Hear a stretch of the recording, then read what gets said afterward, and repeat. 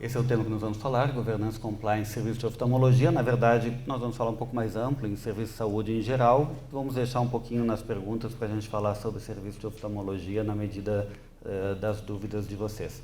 Meus contatos estão aí, depois no final a gente repete, e esse material também vai ser disponibilizado, então não precisa ficar anotando, batendo foto, porque ele vai ser disponibilizado depois para todos. Bom, antes do roteiro da apresentação, a minha experiência, né, eu sou advogado, eu trabalhei 18 anos no Jag Laser em Porto Alegre, que é uma empresa de segmento de oftalmologia, e há 2, 3 anos especializado realmente no segmento aí de compliance e governança como consultor. Então, o roteiro da apresentação que a gente pretende falar, se der tempo, são esses 2 tópicos, 2 grandes tópicos, né? Governança e compliance, depois um pouco especificamente sobre compliance no segmento da saúde. Vamos ver se a gente consegue. Sobre governança.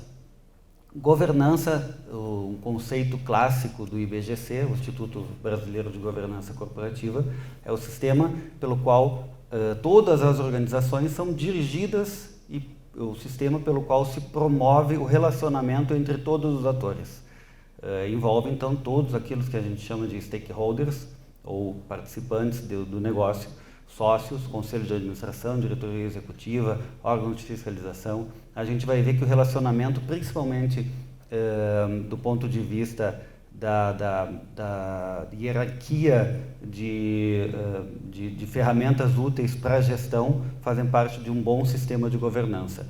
As boas práticas de governança, elas convertem, então, esses princípios da governança, que a gente vai ver, em recomendações objetivas, harmonizando principalmente esses 2 itens que são as razões clássicas pelas quais a governança começou a ser ampliada no mundo. Ou seja, a harmonização entre o interesse dos gestores, dos CEOs, de maximizar o valor gerado pela organização, normalmente o interesse a curto prazo, com o interesse dos sócios, dos proprietários, pela longevidade, pela perenidade das organizações.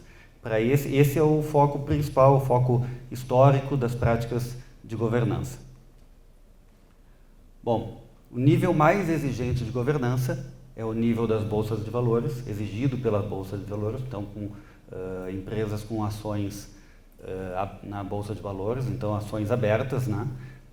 Na qual fica muito claro o conflito de agência como sendo o principal garantidor, né, o principal motivador das ações dessas ferramentas de governança. Tanto o conflito de agência quanto a segurança dos investidores. O conflito de agência é o que a gente acabou de dizer.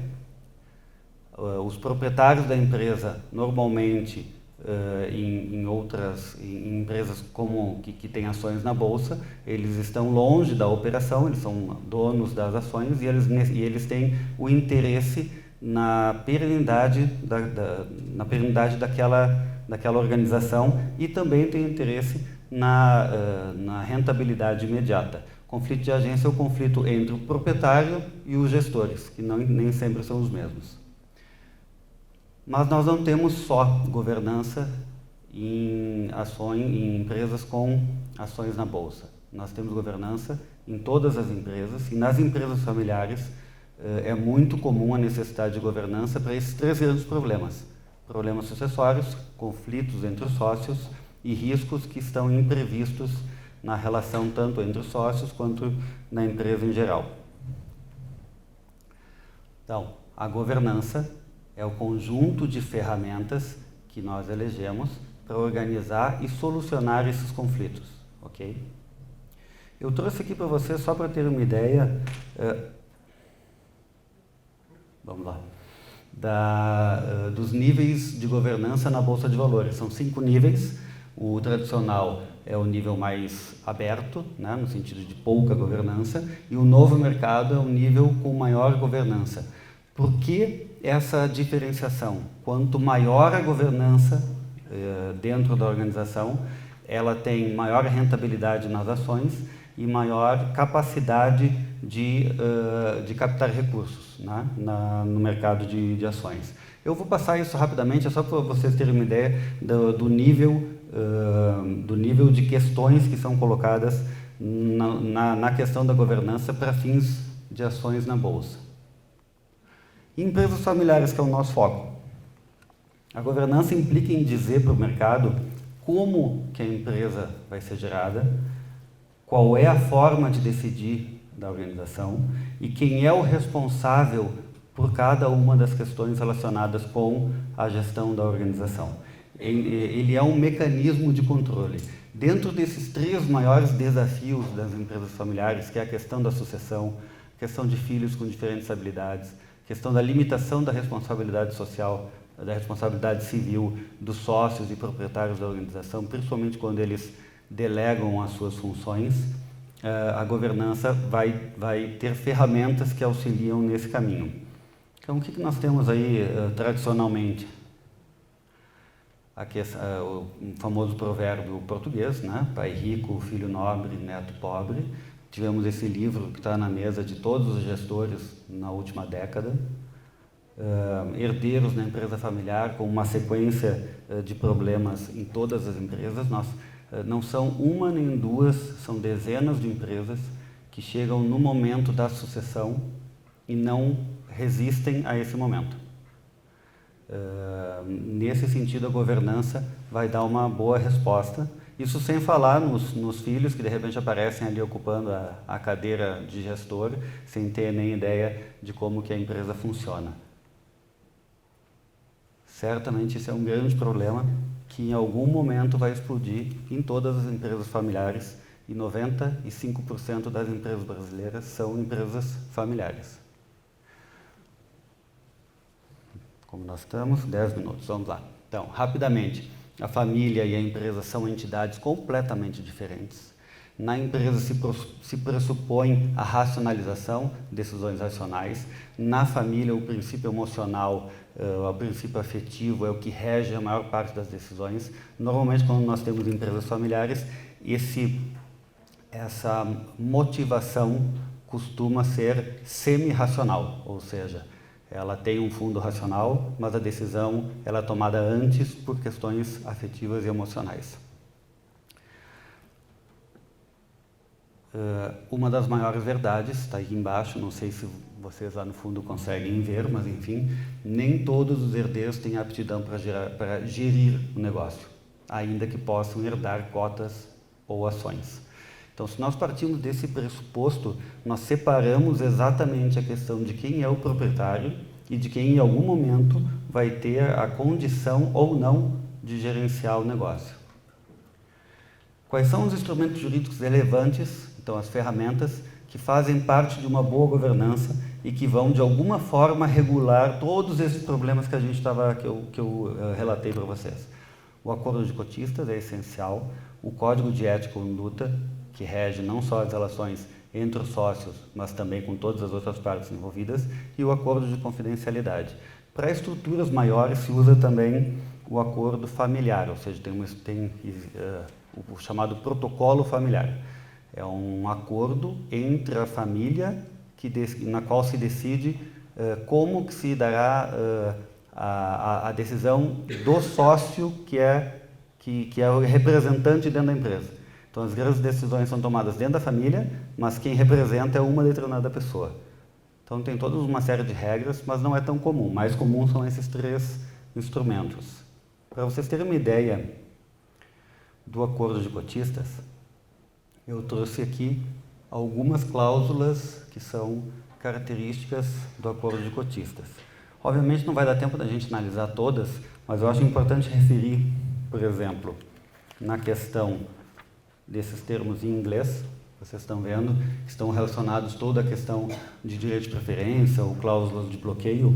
O lock-up é um mecanismo que limita a compra e venda de cotas, por exemplo, num determinado momento da sociedade se impede a venda e a compra de cotas, normalmente no início do empreendimento, então se estabelece uma determinada cláusula que impede que essas cotas sejam vendidas para quem quer que seja.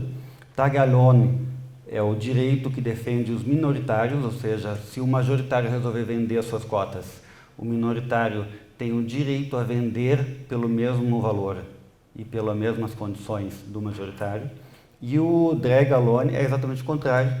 Ele é um direito dos majoritários, ele estabelece um dever dos minoritários vender as cotas, vender as suas cotas quando o majoritário vender. Então, imagine uma situação, uma determinada organização tem uma oferta de compra, os majoritários querem vender e o minoritário impede a operação. Com uma cláusula de drag alone, ele não pode impedir essa operação, ele tem o direito de vender pelo mesmo valor oferecido. E muito comum nos Estados Unidos, eles chamam de cláusula texana, buy ou sell,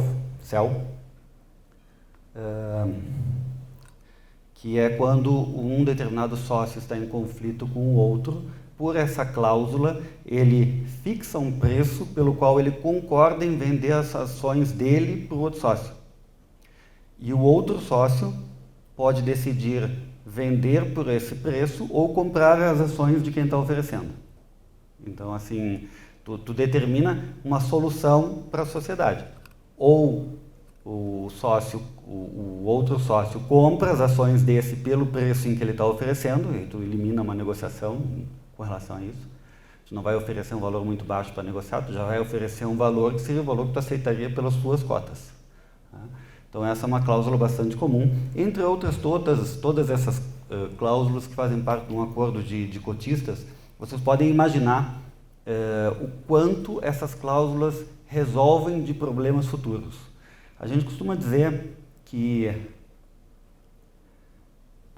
abrir uma empresa é mais fácil, ou tão fácil quanto casar.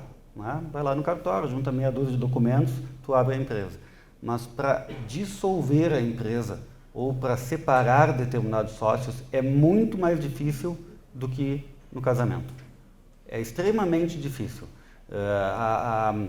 Normalmente, quando a constituição da empresa é feita no escritório de contabilidade ou sem a definição de cláusulas anteriores, cláusulas de um acordo de cotistas, a chance de nós termos problemas futuros com relação à gestão é muito grande. E esses problemas normalmente são insolúveis, ou se são, demoram um tempo suficiente para que a empresa já não tenha mais viabilidade econômica. Para vocês terem uma ideia, a solução através de um acordo de cotistas demora alguns meses. A solução judicial pode se arrastar por 10 anos. Nenhuma empresa sobrevive a uma discussão judicial entre os sócios por 10 anos para estabelecer quem vai ter direito ao quê, quanto vai ter direito ao quê. Então, o acordo de cotistas é essencial para aquilo que a gente tratou antes, que é a perenidade das organizações. Uma sequência, ou diria uma relação lógica do acordo de cotistas, é o código de conduta. O código de conduta vai trazer uma série de aspectos também relacionados aos sócios, mas não só aos sócios, como também com relação aos colaboradores.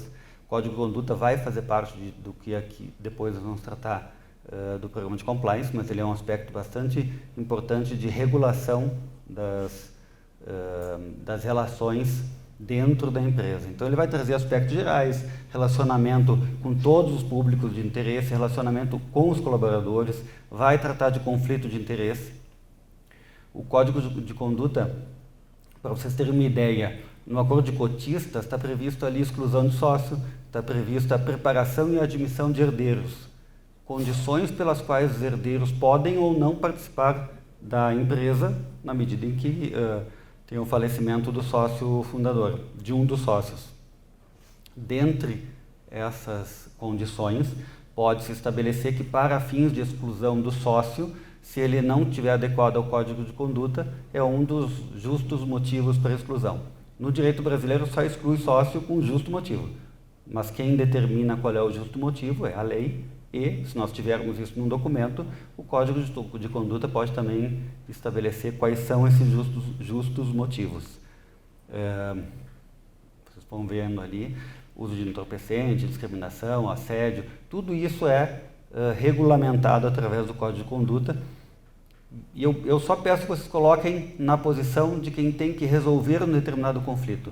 Uma coisa é nós termos que resolver o conflito sem regra nenhuma pré-estabelecida. No Brasil, normalmente isso vai parar no judiciário. Se nós tivermos num código de conduta e num acordo de cotistas todas as hipóteses, ou pelo menos a maior parte das hipóteses já escritas, com as suas consequências, nós vamos certamente eliminar grande parte dos problemas de relacionamento que a gente vai ter. E eu diria, inclusive, nós vamos resolver muitos problemas familiares. Porque na empresa familiar, normalmente o sócio não tem a justificativa, né, para fazer com que determinado filho participe e determinado filho não participe da sociedade. Se isso estiver pré-estabelecido no acordo de cotistas, isso já não faz parte mais da decisão do sócio.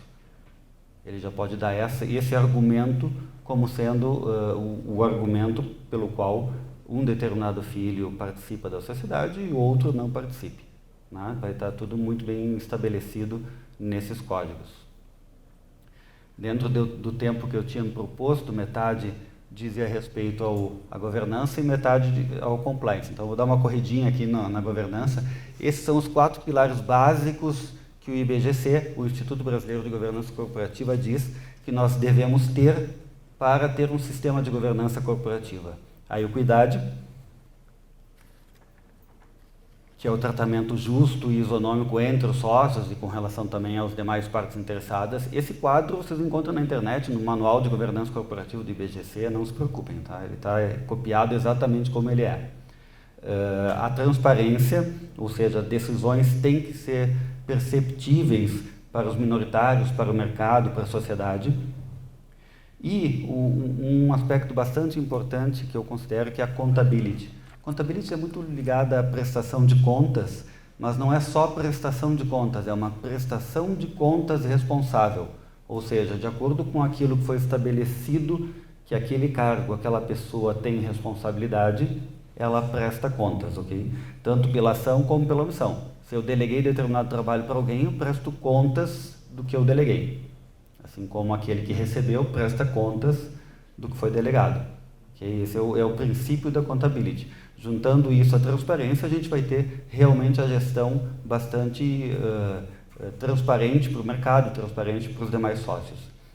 Onde está escrito compliance aqui como um princípio básico, no IBGC eles chamam de responsabilidade corporativa. Compliance aqui é sinônimo de responsabilidade corporativa. É um dos aspectos principais de responsabilidade corporativa, que é um medidor, né? São medidas úteis e necessárias para gerir o risco dentro da organização. Esse é o sentido do compliance aqui como um pilar básico da governança, certo? No nosso conceito de compliance, a gente vai ver depois que tem uma série de conceitos possíveis, mas no nosso conceito, que a gente acha mais, que no Brasil é mais comum, o compliance também está muito ligado à governança. Então ele faz parte dessa estrutura, ele tem como proposta aperfeiçoar o modelo de gestão da organização, compliance como um modelo de gestão e como instrumentos de governança corporativa. Pronto, vamos lá. Segunda parte da nossa apresentação diz respeito à compliance. Governança realmente é um tema muito amplo, passei rapidamente, tá, para a gente ter uma ideia dos princípios básicos. E compliance, eu diria que também é amplo, mas mais do que amplo, ele é muito novo. Aqui em Curitiba, em função da Lava Jato, provavelmente todos tenham em algum momento ouvido falar de compliance, de acordos de leniência, enfim. Mas é um tema relativamente novo no Brasil. A gente ouviu bastante na imprensa, né? Compliance com planejamento para o sucesso empresarial, perspectivas para o compliance trabalhista, normas para combater a cultura do suborno, operações da PF estimulam busca por compliance, empresas no combate à corrupção, a Forbes, uma matéria muito grande sobre ética e compliance, o Estadão, a Exame. Essa é uma matéria muito recente, escândalos tornam compliance imperativo para empresas e governos. Mas o que é compliance? A gente ouve na imprensa, vocês já viram que é bastante relevante do ponto de vista de termo que foi repetido nos últimos anos, mas o que é? Compliance, como uma tradução do termo, pode ser dito que é conformidade, que é cumprimento. ele surgiu, na verdade, na literatura médica como compliance, como conformidade ao tratamento que foi prescrito pelo médico. Então, ele surgiu nesse contexto. Nos Estados Unidos, depois a gente vai ver, ele tem um outro sentido, mas ele mantém o sentido de estar conforme a alguma coisa. Mas ao quê? Será que é conforme só as leis? Existe uma corrente que alinha compliance em estar em conformidade com as leis. Mas em algum momento a gente pôde não estar em conformidade com as leis. Alguém podia dizer, não, a lei está aqui, mas eu não vou cumprir a lei. Não, a lei sempre foi obrigatória para todos, conhecendo ou não conhecendo. Então, para que a gente ia ter um termo em inglês para dizer aquilo que a gente sempre precisou? Então, seria não só leis, mas leis e os regulamentos internos e externos, ou seja, tudo aquilo que a empresa tem obrigação de cumprir. Se a empresa assinou um determinado regulamento, colocou um determinado regulamento, assinou um determinado acordo, fez parte de um acordo setorial, ela se obriga a cumprir aquilo. Então passa a fazer parte do compliance da organização, o cumprimento disso também. Mas qual seria o problema desses conceitos? A abrangência do fenômeno, existe o compliance criminal, existe o compliance ligado à governança, existe o compliance como um sistema de gestão. A trivialidade, como eu disse para vocês, ou seja, qual é a novidade, se é só cumprir leis, e também ele é confundido como compliance, o termo compliance é confundido com as medidas concretas de implementação de compliance. Bom, o conceito da ISO, a ISO 19600, que é a ISO Compliance, é esse: conjunto de mecanismos tendentes ao cumprimento das normas legais e regulamentares e que deve prevenir, detectar e sanar todo e qualquer desvio ou não cumprimento que ocorra. Ainda assim, esse conceito, o conceito que nós temos na prática do compliance hoje mundialmente, ele vai além das barreiras legais e dos regulamentos, porque existem determinados fatores que mesmo que tu não esteja descumprindo, mesmo que a empresa não esteja descumprindo nenhuma norma, mesmo que a empresa não esteja descumprindo nenhum regulamento, não esteja descumprindo nenhum acordo setorial, ainda assim existem fatores que impactam muito negativamente e criam um risco à imagem e à reputação da organização. Hoje em dia, deixa eu voltar, até a década de 70 e 80, as 10 maiores empresas do mundo, do ponto de vista de valorização na Bolsa de Valores, eram empresas industriais. Indústria automobilística, petróleo, energia, enfim, eram as empresas com maior valor em Bolsa. Hoje, das 10 maiores empresas com valor em Bolsa, 8 dizem respeito ao novo mercado. Internet, aplicativos, todos negócios que tecnicamente não tem nada de imobilizado. O maior valor desses negócios é a marca, é a reputação. Dentro dessa lógica, muito mais importante do que cumprir a lei, ou tão importante quanto cumprir a lei, é defender a marca para essas organizações, é a reputação do nome delas. Dentro do negócio da saúde também, a reputação é um dos nossos valores fundamentais. Nesse sentido, o compliance entra com as ferramentas para fazer com que nós venhamos a diminuir o risco de danos à imagem também. O conceito legal da lei anticorrupção de 2013, fala em mecanismos e procedimentos internos de integridade. Eu estou correndo um pouquinho, tá? Mas eu consigo. E em 2015 nós tivemos o decreto regulamentador desta lei, que é muito parecido com o conceito ali da ISO. Então, conjunto de mecanismos e procedimentos internos. A lei fala em integridade, não em compliance, aqui como sinônimos. Auditoria incentiva a denúncia de irregularidades e a aplicação efetiva dos códigos de ética, conduta, políticas, diretrizes, enfim, com qual objetivo? Aquele mesmo objetivo que nós tínhamos visto antes: detectar, sanar desvios, fraudes, irregularidades e atos ilícitos. Como a lei diz respeito à lei anticorrupção, ela tem um foco na administração pública, de relacionamento com a administração pública, ela traz esse final. atos praticados contra a administração pública nacional ou estrangeira. Embora a lei restrinja um sistema de compliance, um sistema de gestão de compliance, ele deve ser capaz de identificar, tratar e mitigar todos os riscos de compliance, não somente os riscos relacionados aos negócios com a administração pública. Aqui tem um conceito que depois, eventualmente, vocês podem ver em artigos, enfim. Algumas pessoas defendem que programas de integridade são programas de compliance voltados a empresas que lidam com a administração pública, pelo fato da lei trazer esse conceito. A maioria diz que no Brasil nós tratamos como sinônimo integridade e compliance. Vou passar muito rápido, tá, gente, que a gente não vai ter tempo para ver, mas aqui é uma contextualização com uma linha do tempo da evolução da legislação anticorrupção no mundo. Então começa lá em 1972 e depois em 77 com o FCPA nos Estados Unidos, passando por uma série de fatos e leis e acordos internacionais com esse tema. Vocês vão ver que tem até ali em 2015, com a CGU, trazendo a questão dos programas de integridade para a administração pública decorrente desse decreto que a gente viu.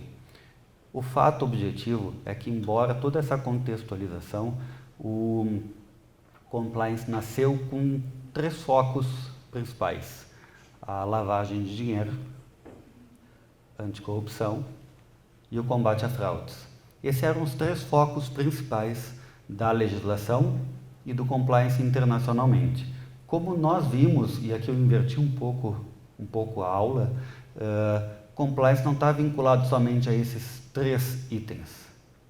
No Brasil, como decorrência dos sistemas de gestão da ISO, ele está muito vinculado também à governança corporativa. Então, ele é uma ferramenta da governança corporativa. Temos 10 minutinhos. Quais são eu não sei se ficou claro para vocês a ideia do que seria um programa de compliance. Eu não vou ter tempo de detalhar muito, a gente tem os pilares fundamentais ali que eu vou citar para vocês, mas nesse material, além do que eu vou conseguir apresentar, tem uma série de detalhamentos dos pilares na sequência, e a gente pode depois passar alguma literatura se vocês acharem interessante. Quais são os principais benefícios do programa de compliance?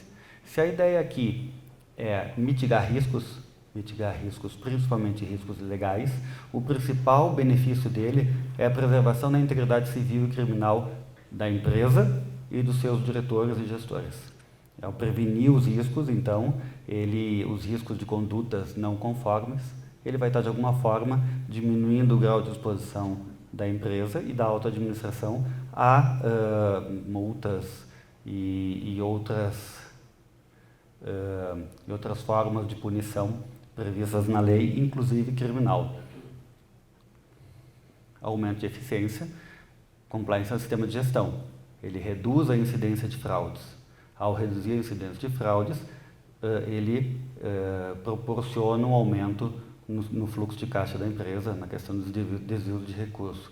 Evita sanções legais, perdas financeiras, aumenta a qualidade das decisões, por ser um sistema de gestão. Ele ainda é uma vantagem competitiva. Por que a gente diz ainda? Hoje, ainda não é em determinados segmentos, ainda não é tão comum as empresas terem programa de compliance. Algumas leis estaduais obrigam empresas que se relacionam com a administração pública a terem programas de compliance, programas de integridade é o termo que eles usam. Então, provavelmente no segmento de empresas que trabalham, organizações que trabalham com o setor público, compliance vai deixar de ser uma vantagem competitiva porque todos vão ser obrigados a ter algum tipo de sistema vinculado à compliance ou à integridade. Mas em alguns segmentos ainda principalmente esses que têm uma relação com um público que valoriza a questão do consumo sustentável, do consumo ético.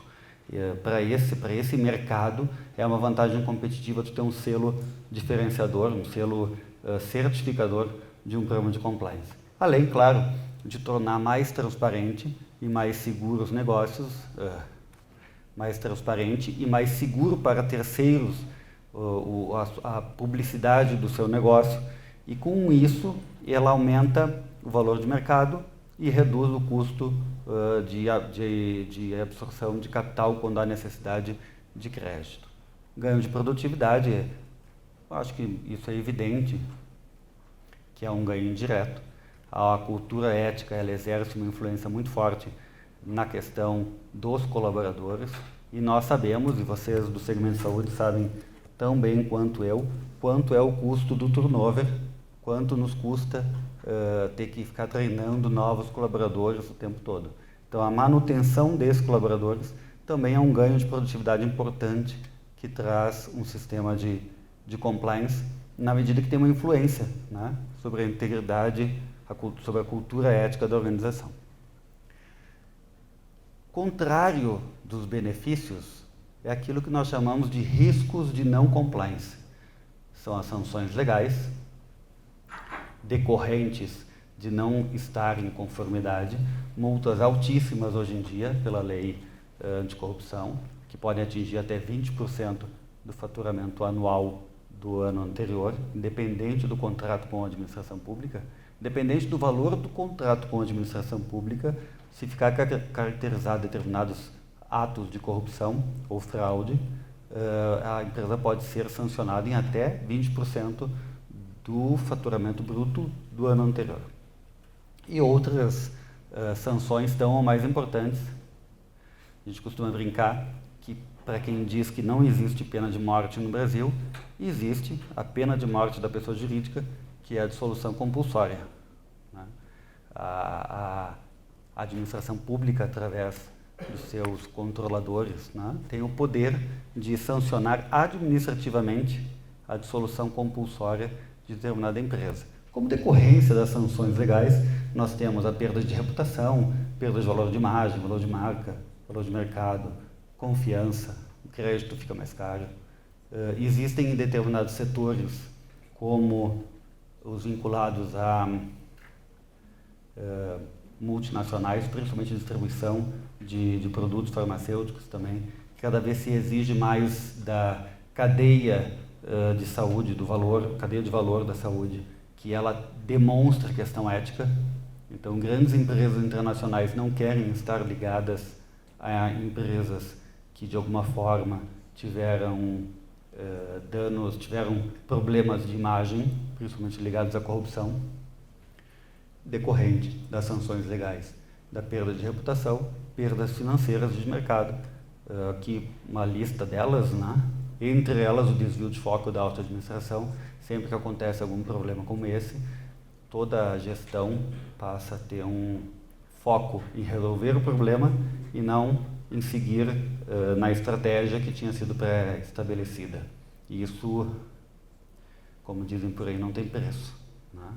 A perda de foco da administração em determinado tempo, pode ser meses, para resolver uma determinada situação como essa, não tem preço.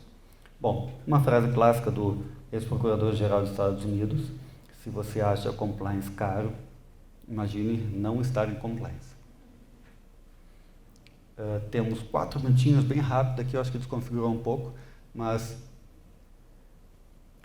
na medida em que não existe uma empresa igual a outra, independente se elas estão no mesmo setor, independente se elas têm sócios parecidos, o modelo de negócio é diferente, os riscos a que elas estão submetidas são diferentes.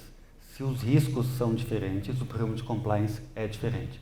Então não adianta um programa de compliance de prateleira, de papel, né, aquele código de ética, código de conduta, enfim, padrão, porque os riscos aqui, a empresa, a clínica aqui em Curitiba, a clínica no interior do Paraná, está submetida, são diferentes. Apesar de estarem no mesmo mercado, podem estar duas clínicas em Porto Alegre, com foco de mercado diferente, vão ter riscos diferentes e por isso o programa vai ser diferente.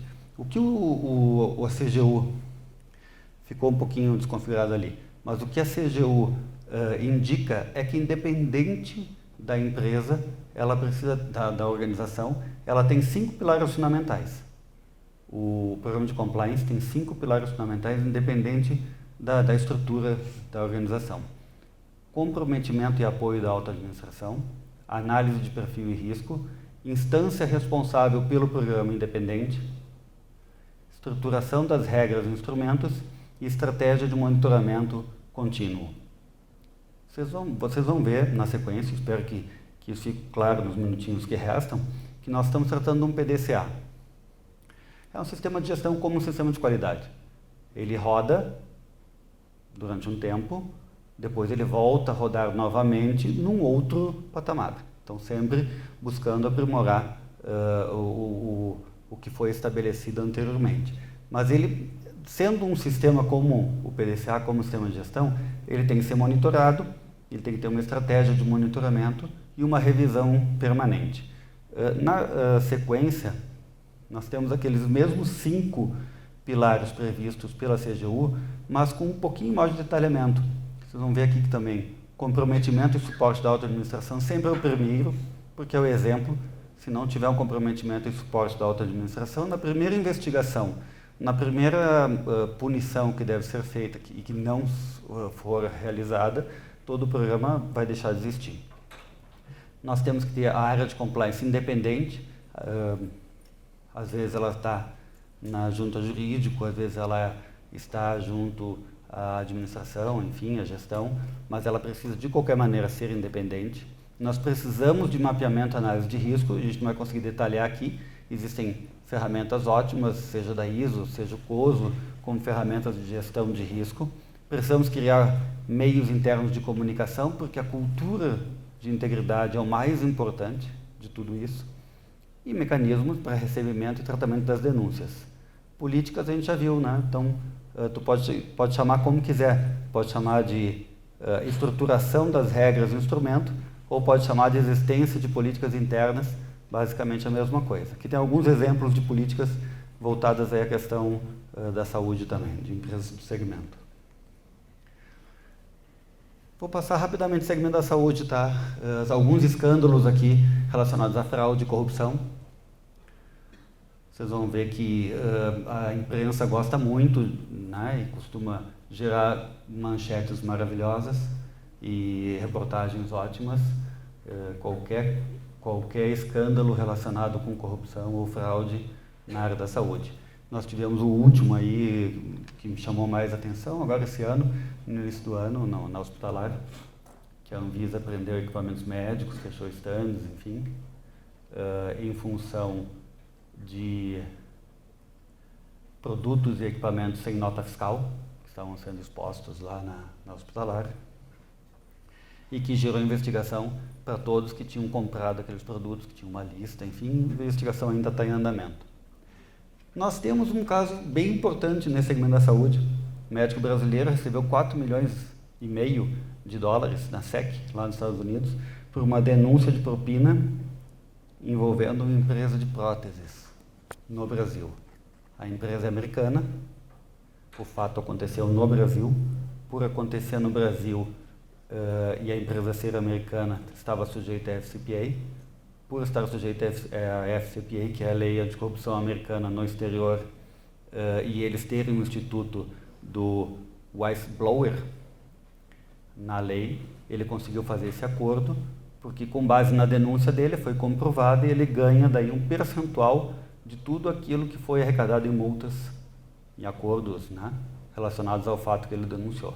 Isso existe no pacote anticrime, que está ainda em andamento, e que geraria certamente um risco bastante importante em todas as organizações.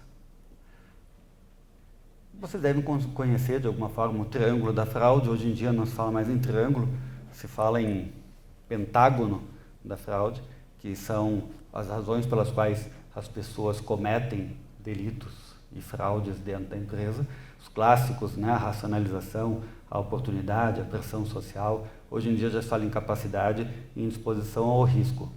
O fundamental aqui não é tanto essa imagem, que é bem importante, que é bem legal para quem quiser se aprofundar no assunto, mas o fundamental aqui é que os estudos dizem que que 10%, por volta de 10%, 5 a 10% das pessoas são naturalmente corruptas. Elas vão encontrar uma maneira de burlar as regras. Elas vão encontrar uma maneira de receber alguma vantagem ilícita. 20% das pessoas são absolutamente incorruptíveis. Não importa o valor, não importa o que se ofereça, não importa como se trata a situação, elas vão ser sempre incorruptíveis. O programa de compliance não age nem sobre esses 20%, que são incorruptíveis, a gente não precisa ter ação sobre essas pessoas, nem sobre os 10% que são corruptíveis. O programa de compliance com relação aos 10%, ele identifica e exclui. A gente não tem que lidar com essas pessoas. A base do programa de compliance é lidar com os 70% restantes, que trabalham de acordo com as oportunidades e os exemplos. Com essas pessoas é que o programa de compliance é realmente efetivo e vai ter um resultado bastante importante na sequência da empresa. A gente não vai ter tempo, já passei do meu tempo que eu tinha estabelecido, mas aqui o Instituto Ética Saúde traz um quadro muito importante de todos os atores desse mercado da saúde e as condições, né, de fraude e de, enfim, corrupção entre esses atores. Achei bem importante trazer, só ele já dá uma aula sozinho, mas é só para a gente entender que o segmento da saúde é certamente um dos segmentos mais complexos da economia. E se não é o mais regulado, está entre o primeiro e o segundo mais regulado da economia. Então imaginem as possibilidades dentro desse sistema, sempre lembrando, e aqui uma frase só para finalizar, a saúde no Brasil, ela traz incentivos ao inverso, ela traz incentivos à fraude. A forma como a gente fatura os procedimentos ainda, né? A forma como a gente cobra por procedimento, sem uma relação do ponto de vista de qualidade, de retorno para o paciente, enfim, ela incentiva a fraude de todos os participantes. E nesse sentido, esse quadro traz isso muito bem, né? A relação entre paciente, provedor, pagador, fabricante da indústria de saúde. Só vou citar para vocês os acordos setoriais que já existem no segmento da saúde. O Ética Saúde traz, provavelmente é o mais importante, ele engloba várias organizações do segmento, ele trata, inclusive, da questão de palestras, patrocínios, eventos, brindes nesse segmento, no relacionamento entre médico, indústria, hospitais, prestadores. Nós temos a Advamed, que é a Associação de Tecnologia Médica Avançada, representa os fabricantes e distribuidores, já tem um código de ética, as empresas que são associadas já são obrigadas, e aqui várias associações que são membros do Ética Saúde. As mais interessantes para a gente, aí a Abimed, a Bimo, a Interfarma, e a da ponta lá, eu não lembro mais o nome, a Abramed, Associação Brasileira de Medicina Diagnóstica, da Indústria de Artigos e Equipamentos Médicos Odontológicos, Brasileiro de Indústria Inovadora em Saúde. Por que eu fiz questão de trazer isso? Porque é inevitável que a indústria, através dessas associações, pressionem o mercado de saúde no sentido de práticas mais éticas, de práticas íntegras, e em algum momento comecem a exigir a demonstração disso dos seus clientes. Não vai ser de uma hora para outra, mas é bastante provável que isso aconteça em algum momento. Para os hospitais que atuam no segmento público, já é uma realidade em vários estados. Já é obrigação no Rio, já é obrigação no Distrito Federal, Espírito Santo, Rio Grande do Sul, Distrito Federal, falei Distrito Federal já, mas não me lembro exatamente qual é o estado, mas são 5 ou 6 estados já tem uma lei anticorrupção detalhada e já exige para todos os contratos, independente se é uma empresa privada, se é uma organização, se é uma associação, qualquer contrato com o segmento público, acima de determinado valor, a empresa tem que ter A organização tem que ter um sistema de compliance, sob pena de multa. Compliance na saúde, sintetizando, é uma cadeia extremamente complexa, é um tema extremamente desafiador. Nós vivemos inúmeros dilemas éticos nas nossas organizações, especialmente essa fraude compensatória. O sistema me paga pouco e aí, para fazer essa compensação, eu cobro 2 procedimentos, 3 procedimentos.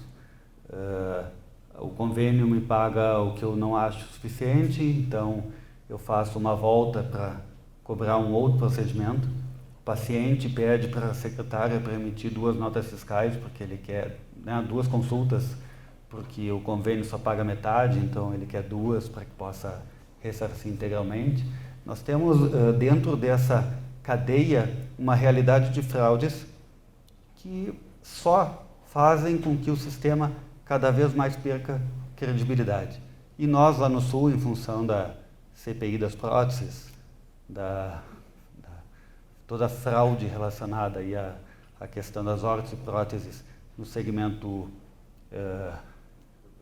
ortopédico, afetou gravemente a questão da reputação de todas as organizações. Eu acho que isso é uma questão que a gente tem que estar realmente muito atento. Novas formas de remuneração tendem a valorizar a ética e a confiança. Acho que isso de alguma forma também tende a tratar o risco compartilhado e com isso a gente estabelece novas relações com mais transparência. Só queria trazer esses 2 aspectos, ou seja, tomador de serviço, convênios e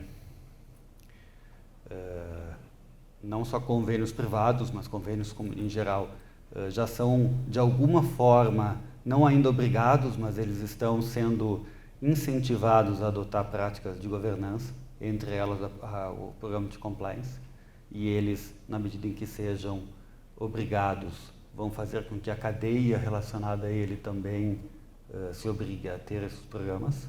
A indústria farmacêutica não se fala, né? Eu já citei alguns dados para vocês. Acho, e essa é a minha percepção, que não é mais uma questão de vantagem competitiva, é uma questão de sobrevivência. Todas as organizações, de alguma forma ou de outra, vão estar estabelecendo programas para evitar fraudes, evitar irregularidades e ter mais integridade nas suas relações. Aqui nós temos, só para encerrar, 2 imagens, frases clássicas. Sempre que vocês tiverem alguma apresentação nesse tema, vocês vão ouvi-las, né? O errado é errado, mesmo que todo mundo esteja fazendo. O certo é certo, mesmo que ninguém esteja fazendo.